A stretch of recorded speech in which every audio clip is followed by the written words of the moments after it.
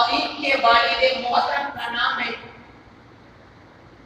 حضرت ابو صالح موسیٰ جنگی دوست۔ یہ موسیٰ جنگی دوست ان کا نام ہے، اس کا غوث اعظم کے والد کا، ان کا نام ہے ابو صالح موسیٰ جنگی دوست، ان کا لقب ہے۔ وہ اس لیے کہا گیا کہ ایک روایت یہ ہے کہ یہ اسلام کے خاطر جہاد کرتے تھے، اس لیے ان کا لقب جنگی دوست پڑ گیا، اور ایک روایت یہ ہے کہ وہ اپنے نفس سے جنگ کرتے تھے، اس لیے ان کا لقب جنگی دوست پڑ گیا۔ اب میرا صرف اس کی طرف لانے کا مقصد یہ ہے کہ آپ نے کئی علماء سے پروگرامات میں یا جمعہ کے اندر یا بیانات میں اپنی زندگی کے اندر کرامات غوث اعظم کو سن لیا ہوگا۔ میں کرامات کی طرف نہیں جاتے ہوئے ایک واقعے کی طرف لے جانا چاہتا ہوں، اور یہ بھی معلوم ہے کہ شاید آپ نے وہ واقعہ سنا ہوگا، لیکن اس واقعے کے اندر کیا راز چھپے ہیں میں اس کو ظاہر کرنا چاہتا ہوں۔ آج کی جمعہ کے اندر اس واقعے کو بیان تو کروں گا، لیکن واقعے کے اندر کیا راز چھپے ہیں مجھے وہ بیان کرنا ہے، اس میں کیسے موتی چھپے ہیں اسے نکال کر آپ کے سامنے رکھنا ہے، تاکہ ہمیں زندگی گزارنے کا طریقہ اور طریقہ بھی مل جائے، اور اولیاء اللہ کی زندگی انہوں نے کیسے گزاری اس کا ایک نقشہ ہمارے سامنے بھی رہ جائے۔ اس لیے آپ کو پتا ہوگا حضرت ابو صالح موسیٰ جنگی دوست جو حضرت غوث اعظم کے والد صاحب ہیں، آپ جانتے ہیں کہ انہوں نے اپنی زندگی جنگل و بیابان کے اندر گزاری صرف دین کے خاطر۔ ایک مرتبہ یہ جنگل کی طرف گزر رہے تھے، کئی دن ہو گئے تھے کہ انہوں نے پیٹ میں ایک لقمہ بھی نہیں اتارا، کئی دن ہو گئے۔ توجہ سے سنے، آپ نے واقعہ سنا ہوگا، لیکن اس کے پیچھے کتنے راز چھپے میں وہ نکالنا چاہ رہا ہوں۔ غوث اعظم کے والد محترم جنگل سے گزر رہے، اور جب جنگل سے گزر رہے تو کئی دن کے بھوکے، اور اچانک انہوں نے کیا دیکھا کہ ایک دریا سے ایک سیب بہتا ہوا آ رہا ہے۔ کئی دن کے بھوکے تھے، حضرت ابو صالح موسیٰ جنگی دوست نے وہ سیب اٹھایا، اور سیب اٹھانے کے بعد اسے کھا لیا۔ اب کھانے کے بعد یاد آیا، سوچ میں پڑ گئے کہ سیب اس دریا میں تو پیدا نہیں ہوا ہوگا، یہ کسی نہ کسی باغ سے آیا ہوگا، اب اس باغ کا کوئی نہ کوئی مالک ضرور ہوگا، اور میں نے اس مالک کے بھی اجازت اس سیب کو تو کھا لیا، کہیں یہ سیب میرے لیے قیامت میں پکڑ کا ذریعہ نہ بن جائے۔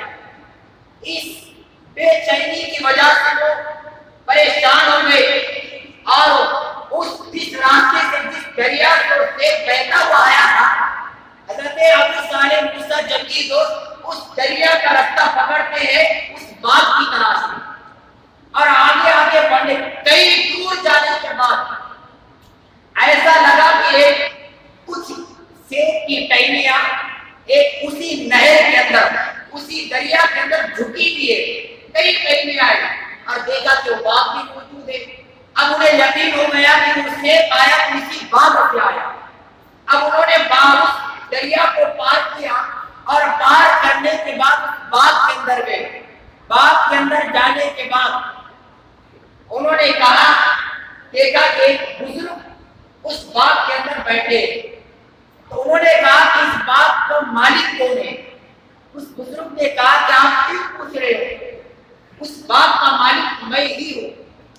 تو پھر کہا آپ کا نام کیا؟ انہوں نے کہا میرا نام ابو صالح موسیٰ جنگی دوست ہے۔ تو انہوں نے کہا آپ کا نام کیا؟ انہوں نے کہا میرا نام عبداللہ سمئی ہے۔ کہا آپ کو کیا کام ہے؟ انہوں نے کہا کہ ایک سیب آپ کے باغ کا اس دریا میں بہتا ہوا آیا، اور میں نے اس سیب کو اٹھا کر کھا لیا، اور کھانے کے بعد مجھے احساس ہوا کہ اس سیب کا باغ ہوگا، اور اس باغ کا کوئی مالک ہوگا، اور مالک کی بن اجازت میں نے وہ سیب کھایا، کہیں وہ سیب میرے لیے قیامت میں پکڑ کا ذریعہ نہ بن جائے، کہیں وہ سیب میرے جسم کے اندر حرام خون بن کر نہ دوڑے، اس لیے میں آپ سے اس سیب جو کھایا اس کے لیے معافی مانگنے آیا، یا تو آپ مجھے معاف کر دے یا کچھ سزا دے دے، آپ جو بھی دینا چاہتے ہیں۔ عبداللہ سمی نے سوچا نہ جانے کتنے سیب میرے اس باغ سے روزانہ بہ کر جاتے، آج تک کوئی پلٹ کر نہیں آیا، یہ آنے والا شخص معمولی شخص نظر نہیں آتا، یہ اللہ مانا نظر آتا ہے۔ انہوں نے کہا اب اس کا امتحان کرنا تھا، کہا ٹھیک ہے آپ نے سیب کھایا تو پھر سزا اس کی یہ ہے کہ آپ کو 10 سال تک اس باغ کی باغبانی کرنا ہوگی، 10 سال تک اس ایک سیب کے بدلے میں اس کی دیکھ بھال کرنا ہوگی باغ کی۔ اب کام کیا تھا؟ باغ میں پانی دینا، ان کے گھر کا پانی بھرنا، باغ کی دیکھ بھال کرنا، رات دن محنت و مشقت کرنا، یہ 10 سال کی ان کو سزا دی گئی۔ اب انہوں نے کہا کہ مجھے منظور ہے، شرط یہ ہے کہ تمہیں مجھے معاف کرنا ہو، میں 10 سال اس باغ کی باغبانی کرنے کے لیے تیار ہوں۔ مجھے بتائیے یہ سودا کتنا مہنگا ہے، ایک سیب کے بدلے میں 10 سال قربانی۔ اگر مجھے بتائے حضرت ابو صالح موسیٰ جنگی دوست کی جگہ ہم میں سے اگر کوئی ہوتا یہ کام کرتا؟ اگر کوئی ہوتا ہم میں سے اور اسے سیب مل جاتا، یہ بات تو طے ہے کہ وہ واپس اس کے پاس نہیں جاتا معافی مانگنے کے لیے، یہ ہمارا حال ہے۔ اور اگر کوئی جاتا بھی تو اس نیت سے نہیں جاتا کہ چلو معافی مانگیں گے، جاتا تو اس لیے جاتا کہ سیب بڑا اچھا تھا، چلو اس کا باغ ڈھونڈتے تھا کیا اور توڑ کے لائے، اس نیت سے آپ جاتے۔ آج کے مسلمانوں کا حال۔ اور اگر کوئی اس نیت سے نہیں جاتا اور معافی مانگنے کی نیت سے اگر جاتا اور وہاں جا کر یہ کہتے کہ میں نے سیب کھایا مجھے معاف کر دے، اور وہ باغ کا مالک یہ کہتا کہ تم نے سیب کھایا تجھے اب اس باغ کی 10 سال تک باغبانی کرنا ہوگی۔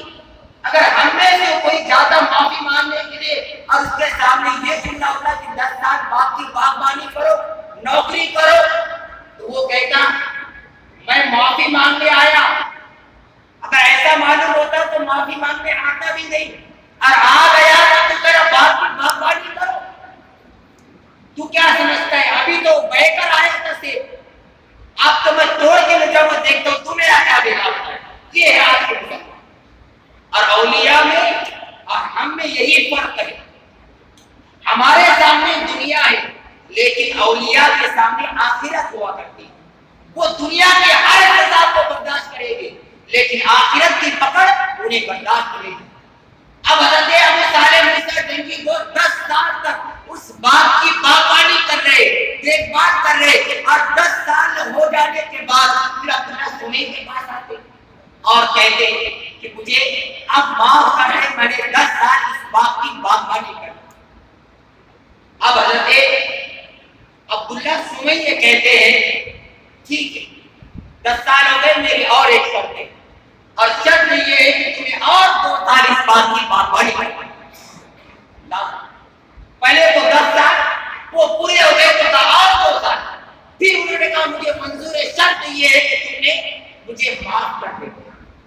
پھر 2 سال باغبانی، 12 سال کرنے کے بعد پھر آئے، تو 12 سال ہو گئے، وہ جو 12 سال پہلے ایک سیب کھایا تھا آپ اسے معاف کر دیں۔ اب عبداللہ سمی پھر بھی کیا لے رہے، کیونکہ جو اللہ والا ہوتا ہے نا وہ ہر مشکل وقت میں کھڑا اترتا ہے۔ وہ دیکھنا چاہ رہے تھے کہ کتنی جگہ پر کھڑا اترتا ہے۔ اب پھر کیا لے رہے، کہا میری اور تیسری شرط یہ ہے۔ کہا کیا ہے؟ کہا تمہیں میری بیٹی سے نکاح کرنا۔ اور سوچ سمجھ کیا کہا میری بیٹی سے نکاح کرنا ہوا، جواب سوچ سمجھ کے دینا۔ جو میری بیٹی سے تمہیں نکاح کرنا ہے وہ میری بیٹی آنکھ سے اندھی ہے۔ کیا کہا؟ آنکھ سے اندھی ہے، ہاتھ سے لولی ہے، اور پہنی ہے گونگی ہے، اور پیر سے ننگی ہے۔ اس لڑکی سے تمہیں نکاح کرنا ہوگا۔ سوچ سمجھ کر جواب دینا۔ حضرت ابو صالح موسیٰ جنگی دوست نے کہا ٹھیک ہے مجھے منظور ہے، میں اس سے نکاح کروں گا، لیکن شرط یہ ہے کہ تم نے جو سیب میں نے کھایا تھا 12 سال پہلے تمہیں اسے معاف کرنا ہوگا۔ کہا ٹھیک ہے۔ اب نکاح ہو گیا، پہلی رات آئی، اور جب یہ ان کے حجرے میں جانا چاہے تو پہلے سلام کیا، شریعت کا یہی حکم ہے، شادی ہوئی تو پہلے سلام کرو اندر بیوی کو. اب انہوں نے سلام کیا, جیسے ہی سلام کیا تو اندر سے جواب آیا وعلیکم السلام. پریشان, کہا گونگی تھی, جواب دیا. پھر دروازے پر دستک دی تو دروازہ بھی کھولنے کے لیے اٹھ کر چلے آئے. پھر پریشان, پیر سے لمڑی تھی اور دروازہ بھی کھول دیا. پریشان, خوش نہیں ہوئے. اگر ہم میں سے کوئی ہوتا تو خوش ہو جاتا, چلو جو آئے دیکھے تھے وہ آئے من میں رہیے, لیکن وہ خوش نہیں ہوئے اور پریشان ہو گئے کہ دوسری لڑکی تو نہیں. عبداللہ زبیر کے پاس گئے اور کہا کہ تم نے جو عیب ان کے اندر بتایا تھا وہ عیب ان میں نظر نہیں آتا, کہیں دوسری لڑکی تو نہیں؟ کہا نہیں, وہی ہے جن سے تمہارا نکاح ہوا ہے, وہی میری بیٹی ہے. پھر کہا آپ نے تو کہا تھا وہ اندھی ہے, وہ بہری ہے, وہ گونگی ہے, وہ لنگڑی ہے, وہ لولی ہے, پھر آپ نے ایسے کیسے کہا؟ تو کہا سنو آپ مذاق کر رہے ہیں, میں نے آپ سے اندھی اس لیے کہا کہ انہوں نے اپنی زندگی میں کسی اجنبی کو نہیں دیکھا, اور پیر سے لنگڑی اس لیے کہا کہ پیدا ہوئی اس وقت سے لے کر آج تک اس نے گھر سے باہر قدم نہیں نکالا, اور لولی اس لیے کہا کہ اس نے کسی اجنبی کے ہاتھ میں اپنا ہاتھ رکھ دیا. اس لیے میں نے کہا, اور کسی سے بات بھی نہ کی, کسی کی بات کو نہ سنی. اندازہ کرے 12 سال تک یہ ابو صالح موسیٰ جنگی دوست اس باغ کی باغبانی کر رہے تھے. باغ کے اندر کوئی نہیں تھا, صرف عبداللہ زبیر اور یہ ابو صالح موسیٰ جنگی دوست اور ان کی بیٹی. لیکن 12 سال تک کسی کو یہ پتا نہیں ہوا کہ ان کے گھر میں بیٹی بھی رہا. یہ پردے کا اہتمام تھا. اب اندازہ کریں, جن کی ماں ایسی کہ جنہوں نے اپنی زندگی میں گھر سے باہر قدم نہ نکالا, اور جن کے اخلاق ایسے کہ کسی اجنبی کو نہیں دیکھا, جن کی ماں ایسی اور جن کے باپ ایسے, ایک سیب کے عوض میں 12 سال تک باپ کی باغبانی کرے, ان کے گھر میں جب بیٹا پیدا ہوتا ہے تو غوث اعظم شیخ عبد القادر جیلانی کی طرح پیدا ہوتا ہے. یہ مرتبہ ہے. آج لوگ کہتے ہیں ہمارا بیٹا کیوں نہیں ہوتا. ارے آج کا حال یہ ہے کہ باپ پکچر دیکھے گا اور بیٹے سے امید یہ کرے گا کہ بیٹا نماز پڑھ جائے. کیسے ہوگا؟ ماں گھر میں سیریل دیکھ رہی ہے, بیٹی سے امید یہ رکھ رہی ہے کہ بیٹی قرآن کی تلاوت کرے. نہیں ہو سکتا. آپ اگر چاہتے ہیں کہ آپ کا بیٹا نمازی بنے, متقی بنے, پرہیزگار بنے, عابد بنے, زاہد بنے, اگر آپ چاہتے ہیں تو پہلے آپ کو کرنا پڑے گا. آپ کو نمازی بننا ہوگا تو بیٹا بھی نمازی بنے گا. ایسے نہیں, باپ نیک اور متقی اور پرہیزگار ہے تو بیٹا غوث اعظم کی طرح پیدا ہوتا ہے. اور باپ نیک نہیں ہے, باپ متقی نہیں ہے, باپ پرہیزگار نہیں ہے تو بیٹا ایسے ہی نیک نہیں ہوتا. اور اللہ کبھی بھی اپنے محبوبین کو, کسی کے جو اللہ کی عبادت میں مصروف رہتا ہے, انہی کے گھر اپنے محبوبین کو پیدا کرتا ہے.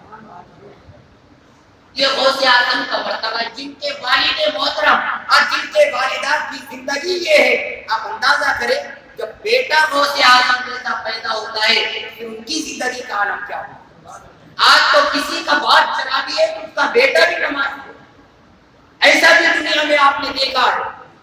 کسی کا باپ شرابی ہے, جوانی ہے, چور ہے, پتہ نہیں کیا کیا ہے, لیکن بیٹا عابد ہے, زاہد ہے, نمازی ہے, متقی ہے, پرہیزگار ہے. تو جن کے ماں باپ اتنے عابد زاہد ہو, ان کے بیٹے کا عالم کیا ہو.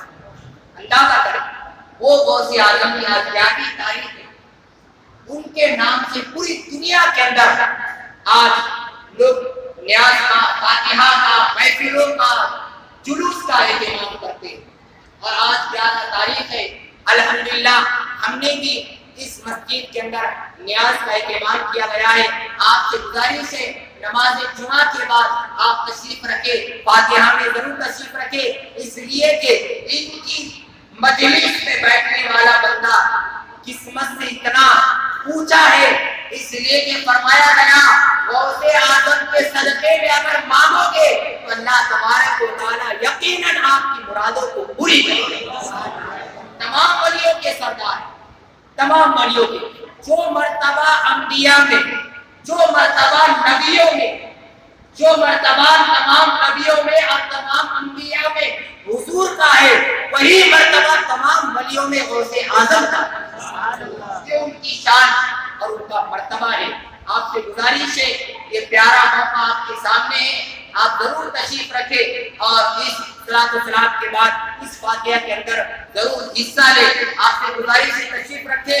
اور دوسرا اعلان یہ ہے کہ ہر اتوار کو اس مسجد میں درس تفسیر قرآن ہو رہا ہے۔ پچھلے اتوار کو بھی ہوا، فخر میان بھاڑا مولانا محمد رفیع الدین اشرفی صاحب قبلہ ہر اتوار کو اس مسجد میں تشریف لائے ہیں۔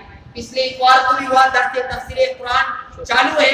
آپ سے گزارش ہے قرآن کو سمجھنے کے لیے ایک بہترین موقع آپ کے سامنے ہے، ایک بہترین راستہ آپ کے سامنے ہے کہ آپ قرآن کو سمجھ سکتے ہیں۔ قرآن کے اندر کیا تعلیم دی گئی، اللہ نے قرآن میں کیا فرمایا، بندوں سے کیا باتیں کی، آپ کو وہ ساری باتیں ہر اتوار کو سننے کو ملے گا۔ آپ سے گزارش ہے آج عظیم تعداد میں دوست احباب کے ساتھ اتوار کے دن عشاء کی نماز 7:45 بجے ہے، آپ 7:45 بجے دوست احباب کے ساتھ تشریف لائیں اور سنیں۔ آپ کو پتہ چلے گا کہ قرآن میں ہے کیا اور قرآن میں اللہ نے ہمیں کیا تعلیم دی۔ یہ سننے کے لیے آپ ضرور تشریف لائیں، امید ہے کہ آپ ضرور تشریف لائیں گے۔ اور تیسرا اعلان یہ ہے کہ اس مسجد میں دینی تعلیم ہوتی ہے عربی کی، ایک بات ذہن میں رکھے، دینی تعلیم عربی کی ہوتی 2 ٹائم تھی، لیکن کسی وجہ سے وہ نہیں ہو پا رہا ہے۔ اس لیے آپ سے گزارش ہے کہ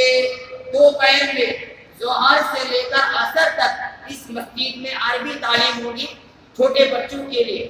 آپ سے گزارش ہے آپ اپنے گھروں کو جانے کے بعد اپنے بچوں سے ضرور کہیں کہ ایک ہی وقت میں تعلیم ہوگی ظہر سے لے کر عصر تک۔ ابھی تک دوسرے حافظ صاحب پڑھا رہے تھے اور اس بار کمیٹی کا یہ کہنا ہے کہ آپ خود پڑھائے تو ہمیں خوشی ہوگی۔ انشاءاللہ میں خود ظہر سے عصر تک تعلیم دینے کے لیے تیار ہے۔ آپ سے گزارش ہے آپ میں سے اگر کوئی نوجوان پڑھنا چاہتے ہیں یا کچھ سیکھنا چاہتے ہیں تو الگ سے میرے پاس آئے اور کوئی ٹائم نکالے، انشاءاللہ ہم مل بیٹھ کر ان نوجوانوں کے لیے الگ ٹائم دینے کے لیے میں تیار ہوں۔ لیکن بچوں کے لیے ظہر سے عصر تک آپ سے گزارش ہے آپ اپنے بچوں کو ایک گھر جا کر کہیں کہ ظہر سے عصر تک اس مسجد میں تعلیم ہوگی۔ آپ اپنے بچوں کو 2 بجے تک اس مسجد میں روانہ کریں، ظہر کی نماز 2 بجے ہو جاتی ہے، ظہر کے فوراً بعد سے انشاءاللہ عصر تک روزانہ تعلیم رہے گی، اتوار کے دن چھٹی رہے گی۔ یہ بات ہے کہ اب تک 2 ٹائم تھی لیکن کسی وجہ سے 2 ٹائم نہیں ہو پا رہا ہے، سردی کا موسم بھی ہے، بچے بھی لیٹ آ رہے ہیں اور پڑھائی بھی ہو نہیں پا رہی، اس لیے آپ سے گزارش ہے ایک ٹائم رکھا گیا، وہ بھی کب تک؟ جب تک اسکول بند ہے، کیونکہ اسکول جب بند ہے تو سارے بچے جو صبح جاتے دوپہر جاتے وہ گھر پر ہے، اس لیے ایک ٹائم ہے۔ لیکن جب اسکول کھل جائیں گے تو جو بچے دوپہر میں جاتے ہیں ان کے لیے صبح رکھ رہے ہیں اور جو صبح جاتے ہیں ان کے لیے دوپہر میں رہے۔